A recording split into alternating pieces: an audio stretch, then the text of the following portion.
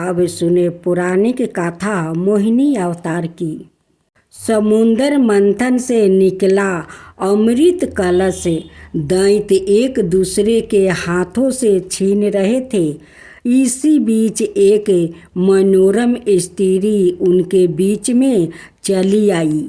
सभी उस मनोरम स्त्री के सुंदर को देखकर मोहित हो गया। वो सभी आपस का झगड़ा भूल कर उन मनोरम स्त्री के पास दौड़ कर गया। दैत्यों ने देवी से पूछा, तुम कौन हो? कहाँ से आई हो सुंदरी? तुम क्या करना चाहती हो?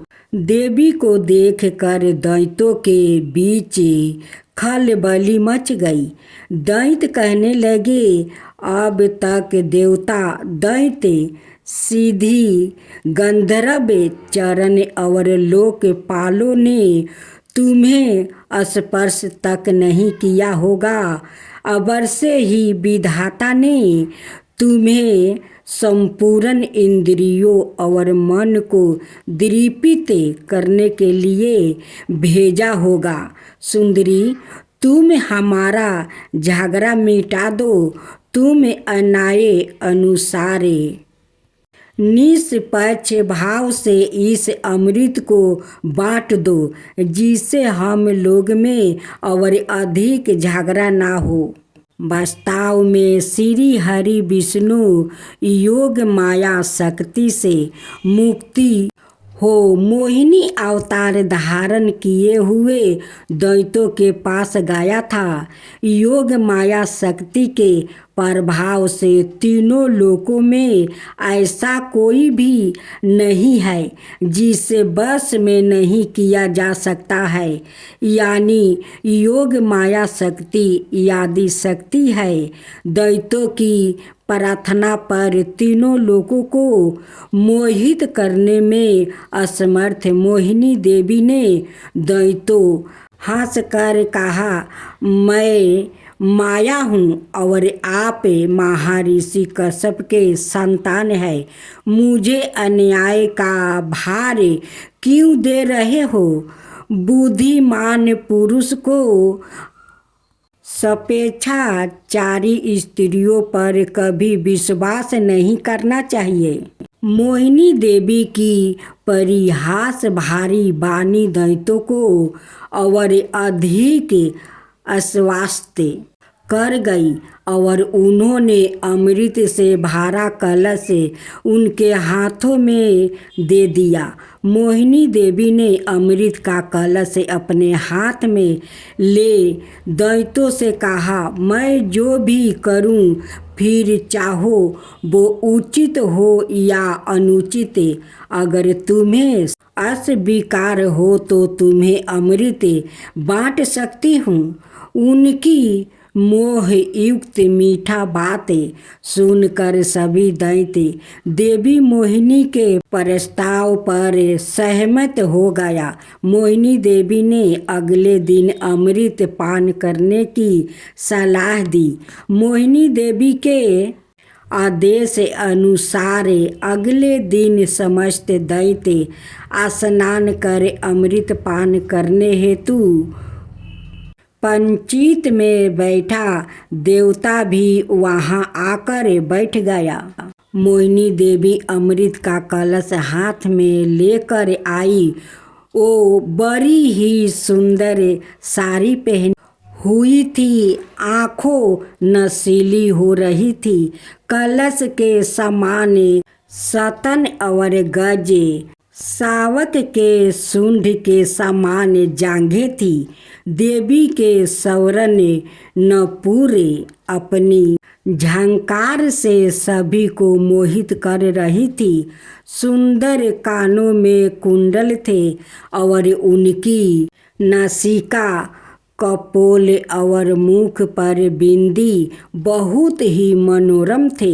बाद में भगवान के इस मोहिनी अवतार ने देवों को अमृत पान कराया और दैत्यों के साथ छल किया। उधर जब भगवान शिव ने सुना कि श्री हरि ने दैत्यों को मोहित कर देवताओं को अमृत पिलाने के लिए स्त्री रूप धारण किया है, उस स्थान पर गया जहाँ भगवान श्री हरि निवास करते थे। वहाँ जाकर शिव जी ने भगवान श्री हरि की स्तुति वंदन किया। श्री हरि ने शिव जी को दैत्यों को मोहित करने वाले मोहिनी रूप दिखाया।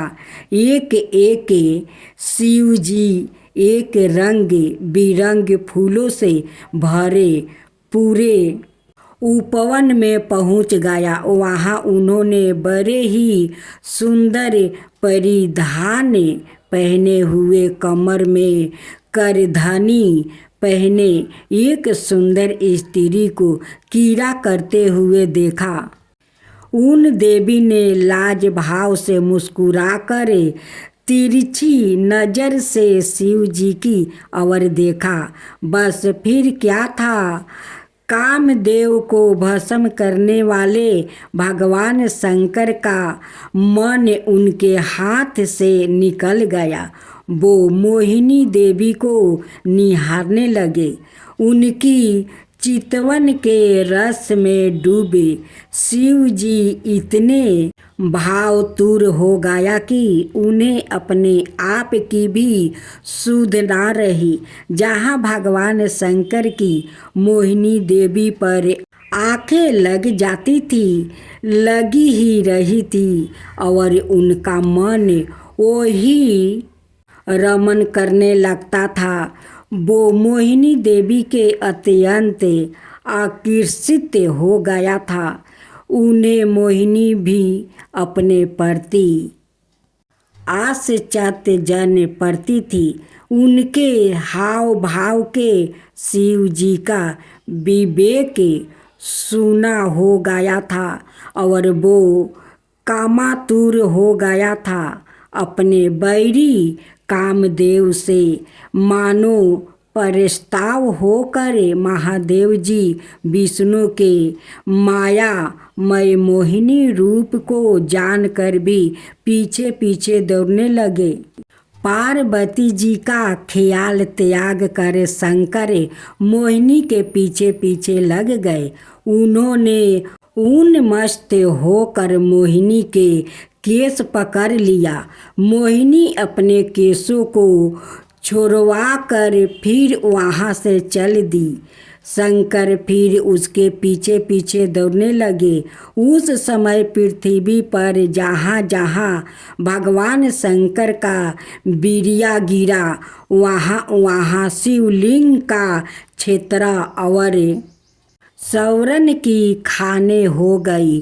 तत्पश्चात यह माया है ऐसा जानकर भगवान शंकर अपने स्वरूप में स्थित हुआ। जय श्री कृष्णा। राधे राधे। आज आप सुनेंगे वैशाख शुक्ल पक्ष की मोहिनी एकादशी की व्रत कथा। धर्मराज युधिष्ठिर कहने लगे कि हे कृष्णा, वैशाख मास की शुक्ल पक्ष की एकादशी का क्या नाम है और उसकी कथा क्या है? इस व्रत की क्या विधि है? यह सब विस्तार पूर्वक बताइए।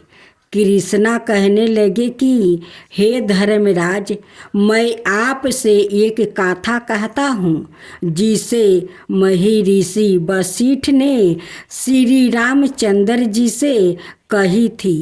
एक समय श्री राम बोले कि हे गुरुदेव, कोई ऐसा व्रत बताइए जिससे समस्त पाप और दुख का नाश हो जाए।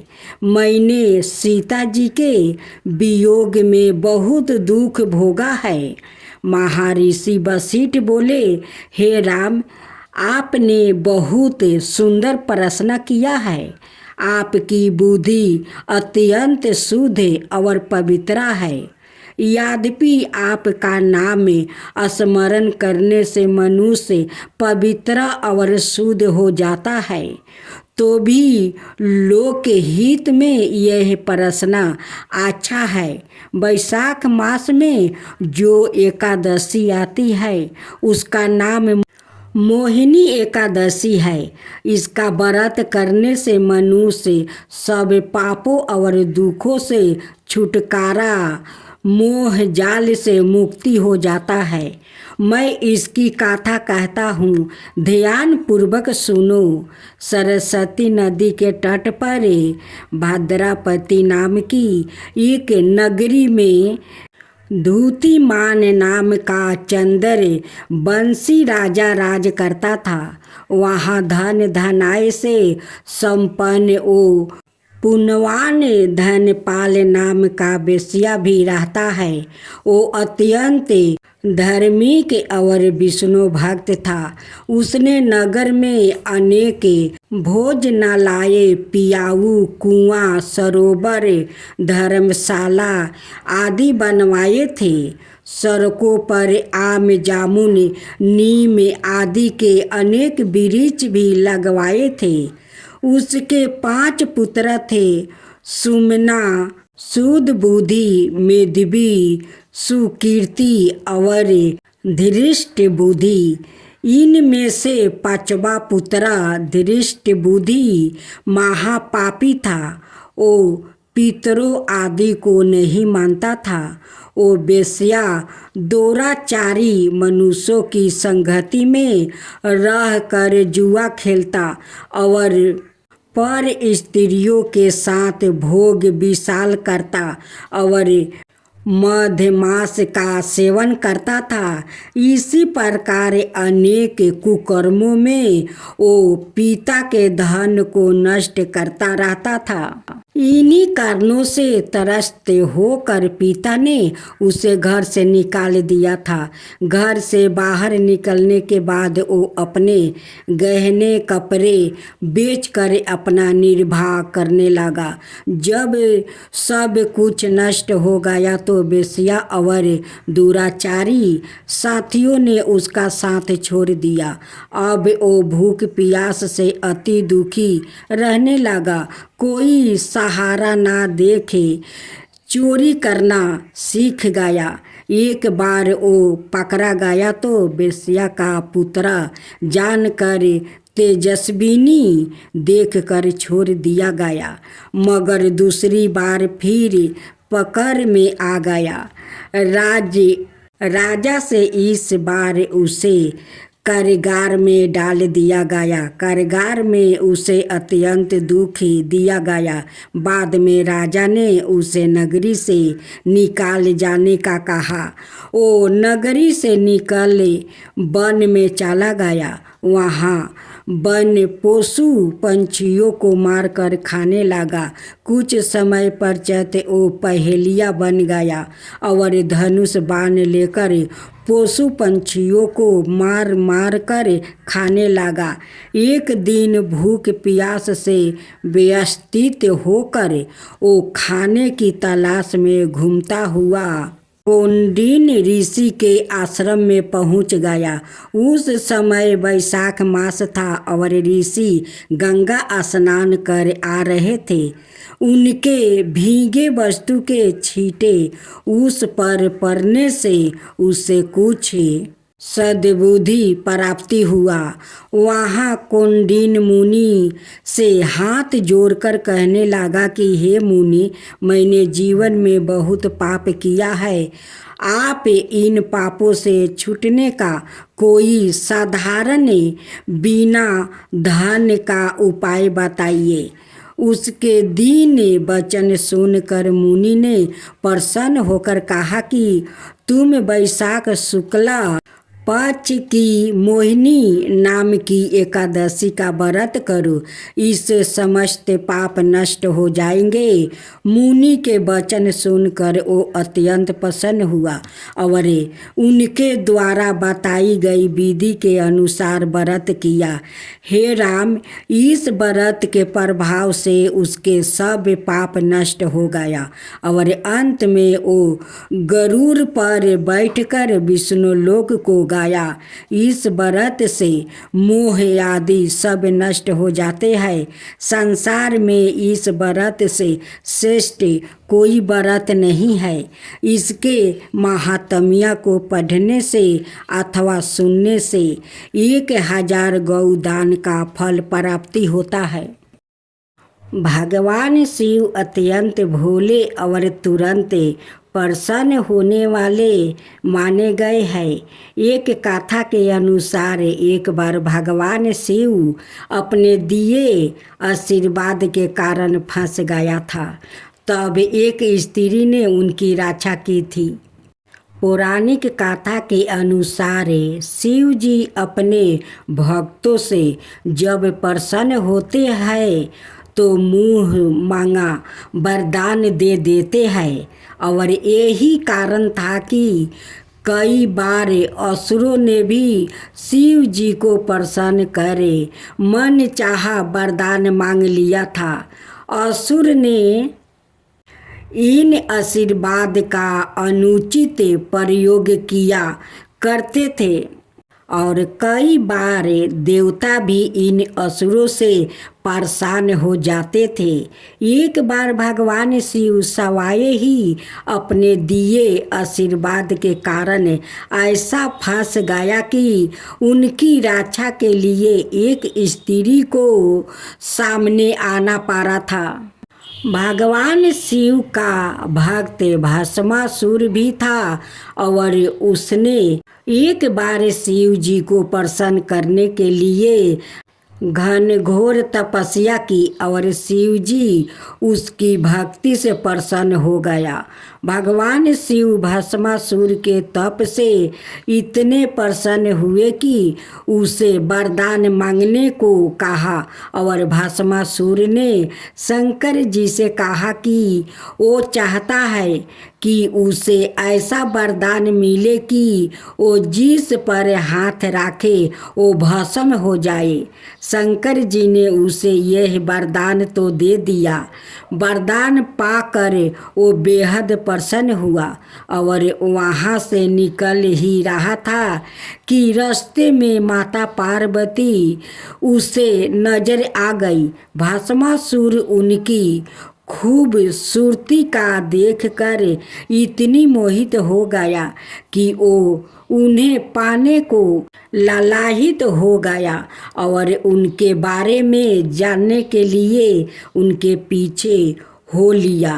आगे जाकर पता चला कि वो तो भगवान शिव की धर्म पत्नी है।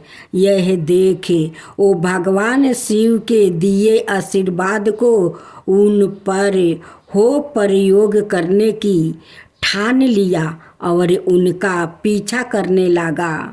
भस्मासुर की इस गलत मानसा को भगवान विष्णु ने माप लिया और वो स्त्री का रूप धारण कर उसके पास पहुंचा। वो जानते थे कि भगवान शिव को बचने के लिए यह नाटक ही काम में आ सकता है। भगवान विष्णु का स्त्री रूप बेहद मोहिनी करने वाला था।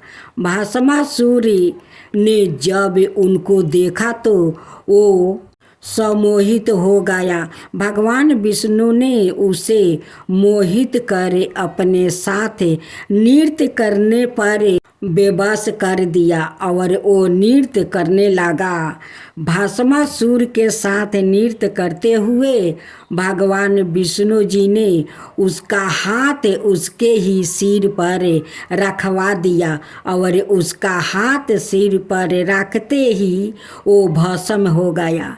इस तरह भगवान शिव शंकर अपने ही दिए वरदान में फंस गया और भगवान विष्णु ने स्त्री रूप धारण कर उनके प्राणों की रक्षा की थी।